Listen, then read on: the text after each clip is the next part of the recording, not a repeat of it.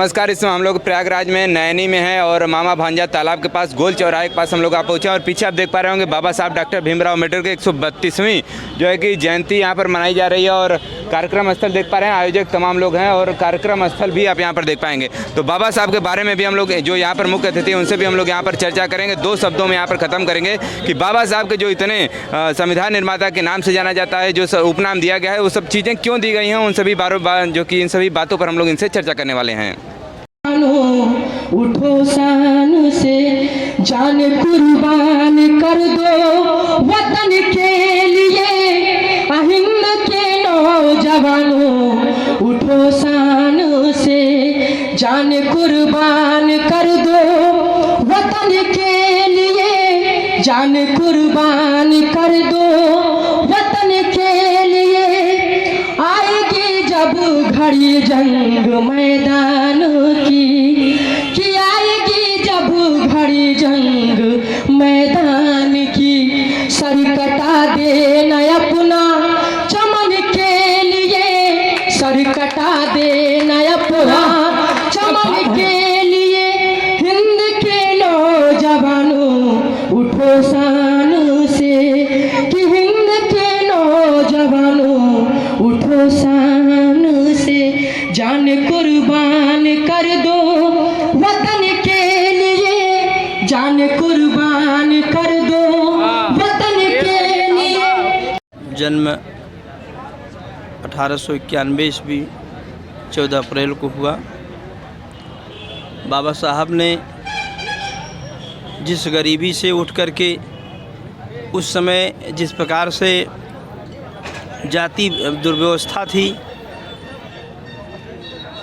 लेकिन उन्होंने किस कठिनाई से पढ़ाई लिखाई की और डिग्री को जो है यहाँ भारत के अलावा विदेश में भी उन्होंने डिग्री हासिल करने के बाद उनको इस योग्य बनाया गया कि वो भारत का संविधान लिखे।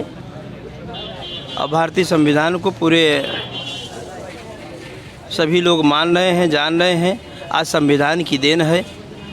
नहीं तो जिस प्रकार से पहले यदि पासी का लड़का होता तो सुअर चराने का काम करता है, गड़ेरिया का लड़का हो तो सिर्फ भेड़ बकरी चलाने का काम करता है, चाहे मुस्लिम का हो तो पूरे देश में जो है खड़खड़ा और बाजा बजाने का काम करते थे। हाँ, और नाई क्या कहते हैं, नाई समाज का लड़का हो तो सिर्फ बाल बनाने का काम करता है। आपका जो है मछुआरा समाज का लड़का हो सिर्फ जो पानी में डुबकी लगा के मर जाता है। लेकिन भारतीय हमारे बाबा साहब की देन है, आज वह चीज़ नहीं रह गई है। सभी जात सभी समुदाय के लोग पढ़ लिख रहे हैं, ये बाबा साहब की देन है। वो भी ISP से और DM SP कलेक्टर बन रहे हैं। क्या हम लोग हैं बाबा साहब के यहाँ पर जयंती कार्यक्रम में और यहाँ पर हम लोग पहुँचे हैं। तो यहाँ पर देखिए हमारे साथ हैं जो कार्यक्रम के संयोजक हैं, तमाम लोग जो हैं, इनसे हम लोग यहाँ पर इनका परिचय जानते हुए थोड़ा जो बाबा साहब के कौन से संदेश है जो आप जन को देना चाहेंगे। मेरा नाम डॉक्टर बलवंत, जनरल फिजिशियन। मैं इस कार्यक्रम के ज़रिए लोगों को जागरूक करने की सोच रखता हूँ।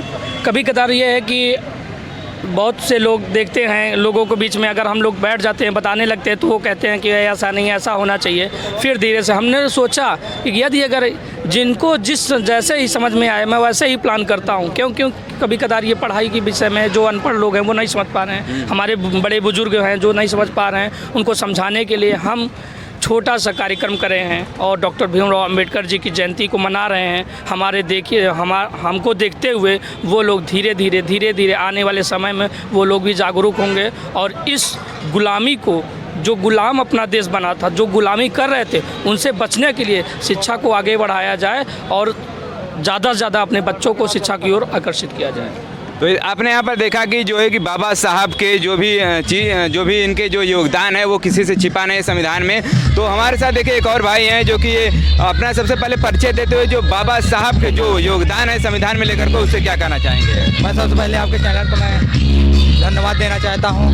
मेरा नाम उद्धव प्रसाद पाल है। मैं बाबा साहेब भीमराव अंबेडकर जी एक ऐसे व्यक्ति थे, ऐसे निचले दबे हुए परिवार से थे, जिस समय उस समय बहुत ज़्यादा कठिनाइयों से उन्होंने अपना संघर्ष करके उन्होंने बहुत से पीड़ाएं सही सहने के बाद उन्होंने ऐसा संविधान लागू किया जो हर एक व्यक्ति को। चलिए बहुत बहुत धन्यवाद। देखिए यहाँ पर इन्होंने बताया कि जो बाबा साहब का जो समानता का अधिकार था, जो उनके माध्यम से ही, उनके प्रयासों से ही आजकल जो समाज के लोग हैं वो समानता के माध्यम से जी रहे हैं। और आजकल जो है कि ऐसा नहीं है कि कोई व्यक्ति किसी से नीचे है। आजकल जो व्यक्ति है, जो अगर आप पढ़ाई कर ले रहे हैं तो किसी से आप नीचे नहीं है। बराबरी का जो स्तर है वो संविधान से ही आपको मिलता है। तो संविधान के निर्माता हमारे से पीछे आप देख पा रहे होंगे, इनको श्रद्धा में नमन करते हुए इन्हीं बातों से हम अपनी बातों को विराम करते हैं। धन्यवाद।